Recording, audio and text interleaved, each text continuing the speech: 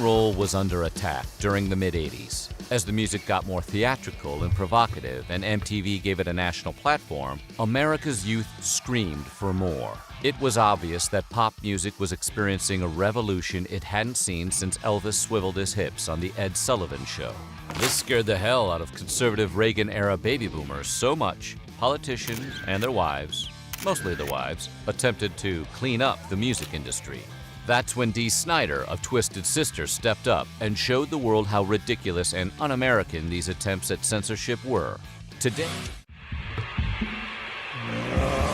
censorship in America! Does it ever stop? Oh, when did it begin? Has it always been? It's always been there on the other side of everything else. We try to stop the censorship on the other side because it's got to stop on the other side. There's on the other side, and you're not going to stop it at all. And here we are. Welcome to the other side. Oh yeah, there we go. That was a little thing about the PMRC. That was Al Gore's wife Tipper and some of those politician wives in the 80s.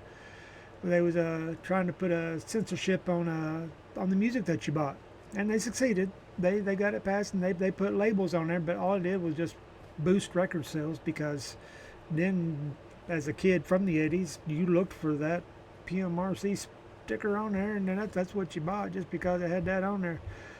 And I mean, that's the way it was, because you try to stop it. The more you try to stop it, the more it stand out, and the more you'll try to make it come to light. So yeah, you can't, because we are still America, and you cannot stop censorship, and you can still rock in America. And Snyder, Twisted Sister, I don't know what happened to him, because now he championed free speech back then. He and in his own mind, I think he still does, but now he'll, like somebody uses a "we're not going to take it," which was PMRC back then. They flagged it as being,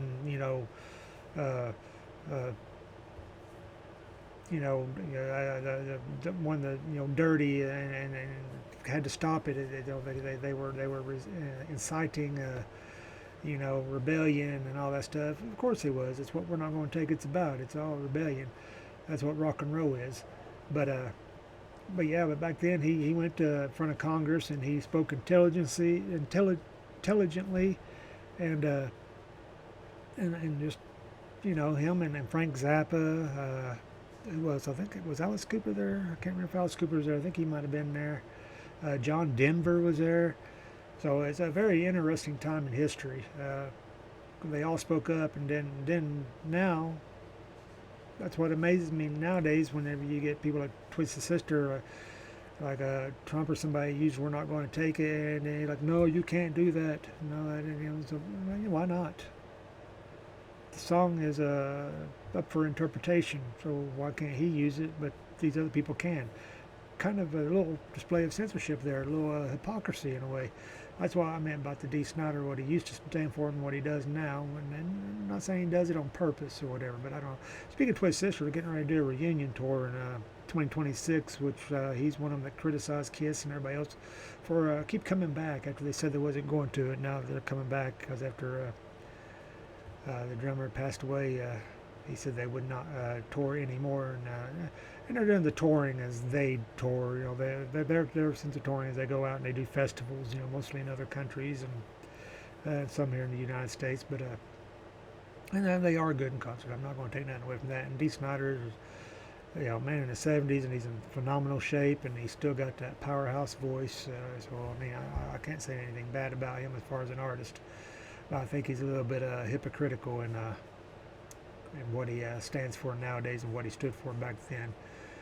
And I can say that about a lot of them. Just like all those Neil Young and them from the 70s that were champion free speech and all that, and then all of a sudden, they didn't like what Joe Rogan was saying about vaccines, so then they come out against it and take their stuff off of Spotify, and found out nobody cared. But so now they're back on Spotify, of course. But anyway, yeah. So speaking of Spotify, you can get this show on Spotify, at least until they flag it for something, and then they take it off. But it's on there for a little while, so check it out as soon as it comes out there. Got it on Spotify. And this is the other side of everything else. This is the flagship show that all the other shows are kind of under the umbrella of. We just did a cruising in the country. We did a woulda, coulda, shoulda. How the show goes. Either tomorrow or Friday, we're going to do the kids. We're going to rock. We've got another one of them with Whiskey Myers. You may have heard of Whiskey Myers. It's one of the new young bloods that's been out there doing stuff. Been out for a few years now, but still what I consider under the umbrella of the young bloods. And the reason I say either tomorrow or Friday, because I'd heard from, I had a text from Chris late last night, and I'm sorry I don't answer your text when you text me late at night. I'm usually in bed and I don't pay attention to my phone. I'm not always asleep, but I don't always pay attention to my phone. So then when I do get up, which this morning was like 1:30 this morning, so I got up, I answered him, I said, yeah, hey, congrats on what he was telling me and all that. And then I was telling him, anytime you want to do a show, Chris, just let me know when and where. And I got things in the air all the time, but I can work it out. We'll figure out what we could do, and we'll do another point of return. It's been a little while. Point of return, and that's the show where we'll talk about addiction or things people going through, and because we don't want you to get to the point of no return. We want you to always be at the point of return. Usually we do like we get a guest where we can sit there and have a conversation about things, and we haven't talked for a while, so maybe Chris got a few things he wants to talk about. So yeah, Chris, just let me know if what's available for you, what you want to do, and then I'll show up with the stuff. We'll set it up and we'll do it. I got these new microphones here where our sound will be a little bit better, I believe, and we won't need the headset because when we playing music, I wear these so I can hear the music that I'm playing here when I'm playing it. And speaking of music, let's get on to the music, because that's what the other side of everything else is about here. And it's about new music that's coming out, and a lot of times it's new music by older artists. And I'm talking about Babylon A.D.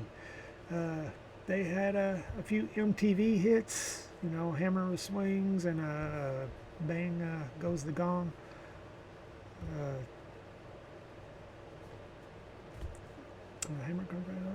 But anyway, so they had a kind of a start, like they was getting ready to go somewhere, and I don't know if it was the sign of the times where the grunge was coming in. The record companies were ignoring them now. They wasn't getting the push anymore. The record companies act like they were toxic, so that could be where they could have been on a woulda, coulda, shoulda. But they got a new album out because they started putting new music out a couple of years back, and putting out some good material too. I recommend go check it out. And like I said, I make a playlist on the YouTube version of this, where you can go check out a lot of their stuff, where I mix it in with some of the newer songs here, and I mix it in with because we'll do a mashup on here, so you'll get to mixed in with some others, a couple more artists here too, so on the playlist. But so we're going to jump into some Babylon A.D. right here, and this is off the new album. When the World Stops is the name of the album. At first I put it on, and my wife and I were talking, we was in the car, and it really wasn't grabbing me, and I switched to something else. But then the next day I was mowing the yard, and I put the earbuds in, and you put the headset on and let it crank. They're like, oh yeah, I like this is good. So so we're going to start out with a little Suki, just a good old driving beat, hard rocking, in your face, no apologies rock and roll song. And then we got a couple more for you too, so let's jump in here and you give me your opinion on all this stuff here.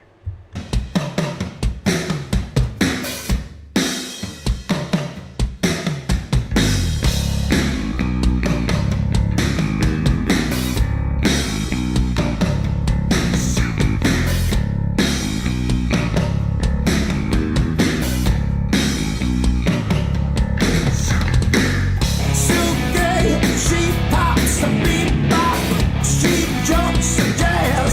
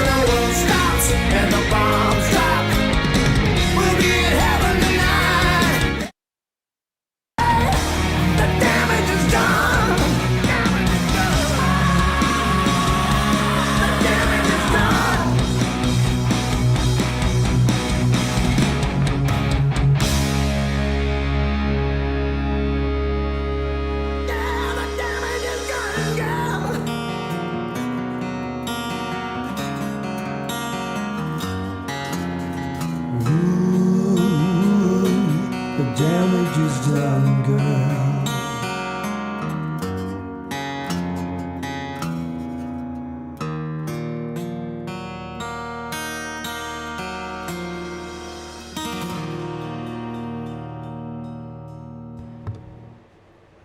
Damage is done.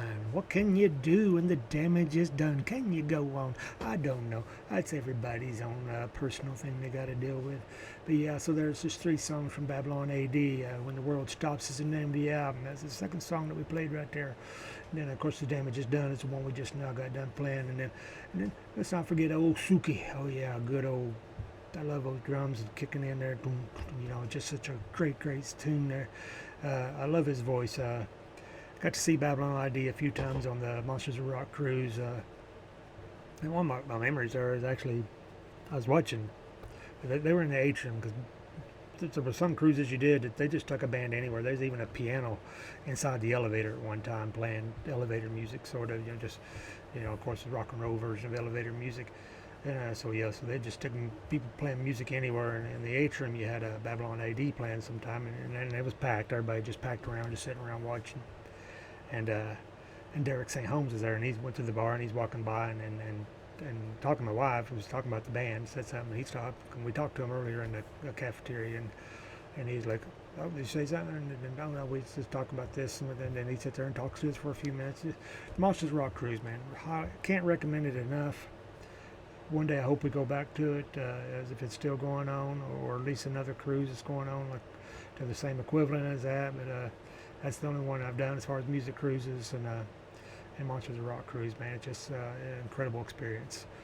And I know they've been announcing bands for it already for next year. I think it's in April now again, because it's jumped back and forth. I mean, it's been all over the place. It's been around February, it's been March, it's been in April. But anyway, yeah. So that's that. So Babylon A.D. You need to go check those guys out. So now this is the flagship. The other side of everything else.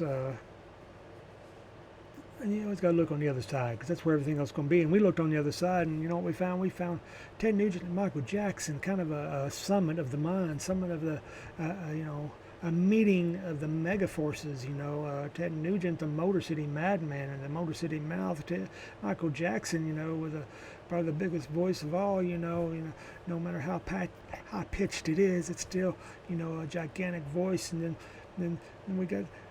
I guess we got the cameras in there, and we caught a little jam session, and then I guess the only way to call it is we call it Ted Jackson, and it's a, "Hey baby, you're my black or what?"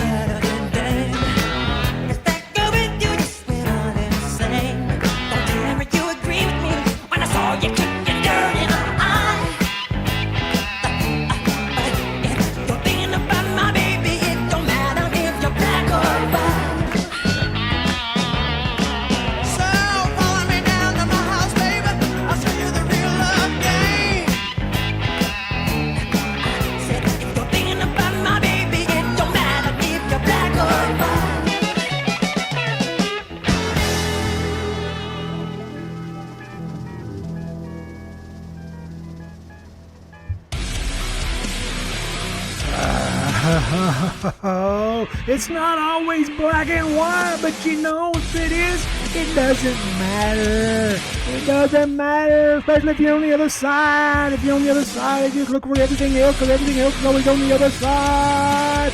And until the next time,